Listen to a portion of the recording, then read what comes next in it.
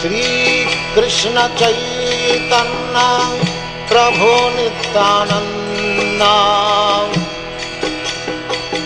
Shri Advaita Gadadhar शिवासदि गौरभक्तवृंद. So ఇక్కడ మనం వర్ణాశ్రమం company book చదువుతున్నాం. సో మనకు చాలా స్పష్టంగా అర్థమవుతుంది శ్రీల ప్రభుపాల వారి యొక్క సూచనల ప్రకారం ఈ యొక్క వర్ణాశ్రమాన్ని స్థాపించాలనేసి, వర్ణాశ్రమ సముదాయాన్ని స్థాపించడం ద్వారా ప్రపంచమంతా కూడా కృష్ణ చైతన్యం ప్రచారం అవుతుందని చెప్తున్నారు. సో ప్రభుపాల వారే కాకుండా ఇక్కడ ఆచార్యులందరూ కూడా చెప్తున్నారు. సో ఇక్కడ భక్తి వినోద్ ఠాకూర్ చెప్తున్నారు, అంటే భక్తి వినోద్ ఠాకూర్ భక్తి సిద్ధాంత సరస్వతి ఠాకూర్కి ఒక ఉత్తరంలో రాశారు, అది మహారాజ్ కోట్ చేస్తున్నారు, ఇక్కడ చదువుతున్నాం. భక్తి Vinod Thakur wrote to his transcendental son Bhakti Siddhanta Saraswati Thakur, people of this world who are proud of their own aristocratic birth attack the pure Vaishnavas. Aristocratic అంటే ఉన్నత జన్మలో జన్మించడం, జన్మ ఐశ్వర్య సుత శ్రీభిర్, ఉన్నత జన్మలో బ్రాహ్మణ కుటుంబంలో జన్మించడం, ధనవంతుల కుటుంబంలో జన్మించడం.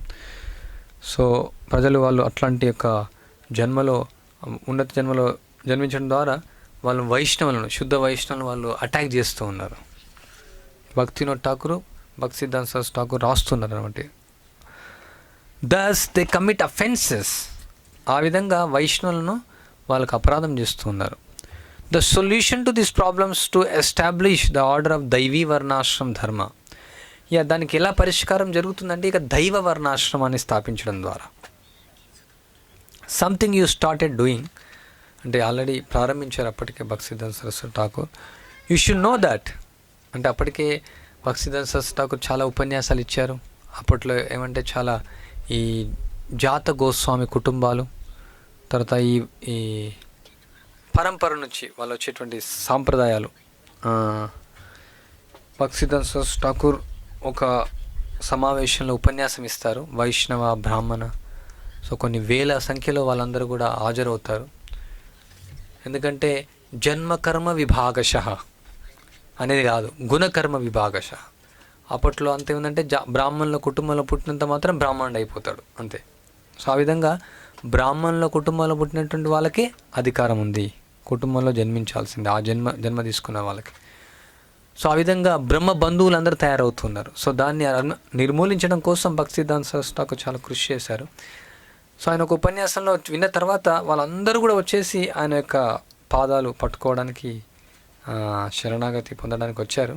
సో కానీ ఆయన యొక్క ఉపన్యాసం విని అందరూ కూడా ఆశ్చర్యపోయారు అనమాట. ఎన్నో శాస్త్రాల నుంచి కొటేషన్ చేసి అదొక విప్లవం, ఒక ఇన్సిడెంట్. అట్లా చాలా భక్తి సిద్ధాంత సరస్వతి ఠాకూర్ వాళ్ళ శిష్యుల్ని ఎన్నో ప్లేస్లకు పంపించారు. కొందరు ఒక గ్రామంలో వెళ్తే ఆ గ్రామంలో ఉన్నటువంటి బ్రాహ్మణులందరూ కూడా దాడి చేయడం వాళ్ళపైన, వాళ్ళకి నీళ్ళు ఇవ్వకపోవడం, వాళ్ళకి ఆహారాన్ని ఇవ్వకపోవడం, వాళ్ళకి ఎదురు తిరగడం, ఈవెన్ వాళ్ళని చంపడానికి కూడా ప్రయత్నించడం. సో ఇవన్నీ కూడా జరిగినాయి అన్నమాట. సో అవన్నిటికీ ఎదుర్కొని ఈ బ్రాహ్మణులంటే జన్మకర్మ కాదు గుణకర్మ అనేసి ఆయన ప్రచారం చేస్తూ ఆ యొక్క వైష్ణవ తత్వాన్ని ప్రచారం చేశారు. సో కానీ వాళ్ళు ఒప్పుకోరు, ఈ జాత గోస్వాములు దానికి ఎదురుగా ఉన్నారు. సో అవన్నిటికీ పరిష్కారం ఏమంటే దైవ వర్ణాశ్రమం స్థాపించడం. Something you started, you should know that to be real service to the Vaishnava. అది వైష్ణవులకు నిజమైనటువంటి ఒక సేవ, ఈ దైవ వర్ణాశ్రమం స్థాపించడం. Because pure devotional conclusions are not being preached. ఈ యొక్క శుద్ధ భక్తి యొక్క సిద్ధాంతాలు ప్రచారం చేయబడలేదు. All kinds of superstitions and bad concept are being called devotion by such pseudo sampradayas as Sahajiya and Athivadi. So Bhakti Vinod Thakur వచ్చేవరకు అప్పటికే చైతన్య మహాప్రభు సాంప్రదాయంలో కూడా ఈ యొక్క వైష్ణవ సాంప్రదాయాల్లో పూర్తిగా ఎన్నో అపసాంప్రదాయాలు తయారైపోయాయి. భక్తి అనే పేరుతో, శుద్ధ భక్తి అనే పేరుతో అంతా కూడా కేవలం ఇమిటేషన్, అనుకరణగా ఉండడం, పూర్తిగా ఆధ్యాత్మికను ఇంద్రియ భోగంగా అనుభవించడం కోసం చేయడం జరిగింది. సో అవన్నీ కూడా నిర్మూలించబడతాయి ఈ యొక్క వర్ణాశ్రమ, దైవ వర్ణాశ్రమాన్ని ఏర్పరచడం.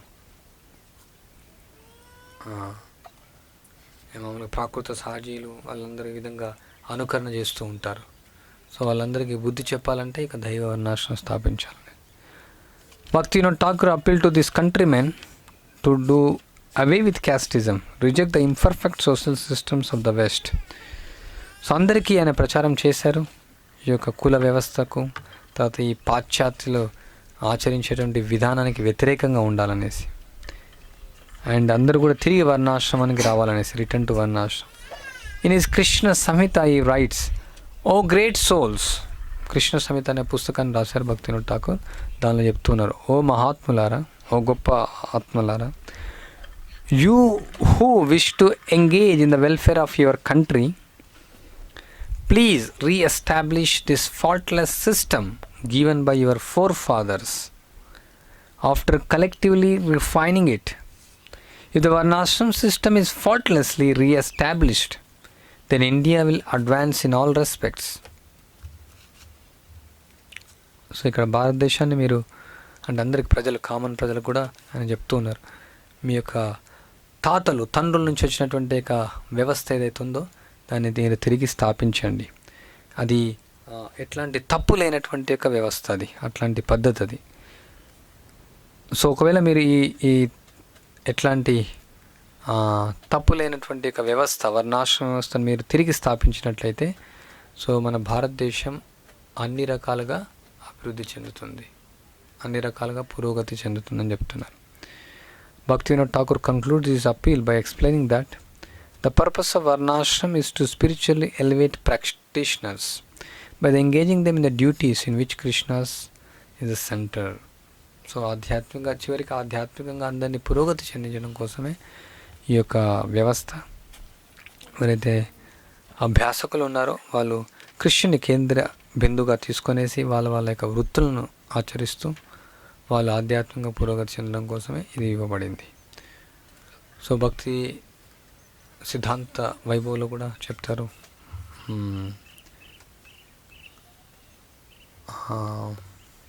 మన ఎక్కువ చెప్తారు. భక్తి సిద్ధాంత సరస్వతి ఠాకూర్ చాలాసార్లు ఆయన చెప్తారు ఈ యొక్క వర్ణాశ్రమ వ్యవస్థ ఏర్పరచాలనేసి. భక్తి సిద్ధాంత సరస్వతి ఠాకూర్ కూడా ఎన్నోసార్లు దానిలో కోట్ చేస్తారు ఈ యొక్క వర్ణాశ్రమం తిరిగి స్థాపించాలనేసి. అండ్ భక్తివినోద్ ఠాకూర్ చెప్తారు, ఇక భక్తి సిద్ధాంత సరస్వతి ఠాకూర్కు నువ్వు ఈ భౌతిక ప్రపంచానికి రావడానికి కారణం, ఎందుకంటే నేను గోలోకం నుంచి వచ్చినటువంటి వాళ్ళు, రెండు కారణాలు. ఒకటి శుద్ధ నామాన్ని స్థాపించడం, ఇంకోటి వర్ణాశ్రమాన్ని స్థాపించడం కోసం వచ్చామనేసి ఆయనకు చెప్తారు, ఆయనకు ఆదేశాన్ని ఇస్తారు. సో దీన్ని బట్టి అర్థం చేసుకోవచ్చు, ఓన్లీ ప్రభుపాదే కాదు అందరికీ పైన ఆచార్యులందరూ కూడా ఇది కావాలనుకున్నారు. ఒకసారి అంటే ఈ ఫామ్ గురించి చర్చ జరిగినప్పుడు, వర్ణాశ్రమం చర్చ ఫామ్ గురించి ప్రభుపాలు ఎక్స్ప్లెయిన్ చేస్తూ ఉంటారు. సో ఇప్పుడు తమల్ కృష్ణ మహారాజ్ అంటుంటారు, ప్రభుపాద గారు ఫామ్ ఆచార్య, మీరు ఫామ్ ఆచార్య అని అంటారు. సో ప్రభుపాలు అంటారు, బట్ కృష్ణ ఇది ఫామ్ ఆచార్య, కృష్ణ అండ్ బలరాం వాళ్ళు ఫామ్ ఆచార్యస్. ఎందుకంటే కృష్ణుడు బలరాముడు వాళ్ళు వ్యవసాయం చేశారు, బలరాముడు వ్యవసాయం చేశారు. సో కృష్ణుడు ఆవులను చూసుకున్నారు, సో వాళ్ళు ఫామ్ ఆచార్య అని చెప్తారు. సో ప్రభుపాలు ఇంకా ముందుకు తీసుకొని వెళ్ళారు దీన్ని. కానీ మన ఆచార్యుల యొక్క ఉద్దేశం ఇది దైవ వర్ణాశ్రమాన్ని స్థాపించడం. Hare Krishna Krishna Krishna Hare Hare, Hare Rama Rama Rama. Krishna Krishna Hare Hare Hare Rama Rama Rama Hare Hare